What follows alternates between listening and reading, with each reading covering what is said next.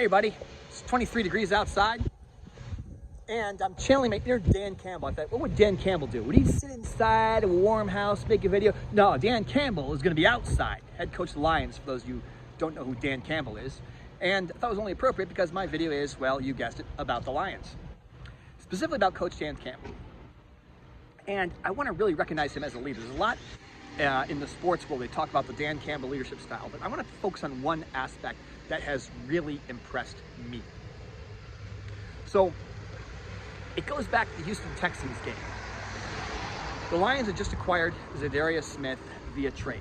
And that weekend when they were playing the Texans, had Smith still been with the Cleveland Browns, he would have had a bye week. So Dan Campbell says to him, look, every player gets one bye week a season. You need your bye week, so we're not gonna play you this week. And there was Zadarius Smith, he came along with the team, he's on the sidelines, he did the whole time firing people up. And Dan Campbell never played him, let him have that break. Especially as that game looked like for a while it was getting away from the Lions. Jared Goff would throw 5 interceptions and they finally took the lead at the end of the game and won the game. But the reason I'm highlighting this particular example is I look at a lot of leaders and I compare myself, like, yeah, I could have made a decision like that, I would have made a decision like that, or no, I would not have done that, or I would have done that. And I look at Dan Campbell, he is one guy who's really impressed me because, you know, I look at myself and I kind of like to think of myself as a great leader. And I would have told Zadarius Smith the same thing.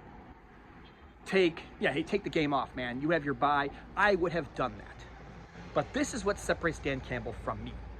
Because as much as I like to tell myself otherwise, I think as that game started to get away from me, I would have had the temptation of going to Zadarius and saying, hey man, buddy, told you weren't gonna play today, but you know what? I need you in the game, and I got a jersey inside this locker room, and you're gonna go out there and help us win this game. That's probably what I would have done. And watching the example of Dan Campbell, he really epitomizes this mentality of taking care of people, which I think is why he's such a great leader. And I like to think of myself as someone who takes care of people too, but he just went to a different level than I did. Because with the game on the line, I would have been tempted, even if I told Zadarius Smith to take the game off, like, uh-oh, we need you there, buddy. Need you in the game.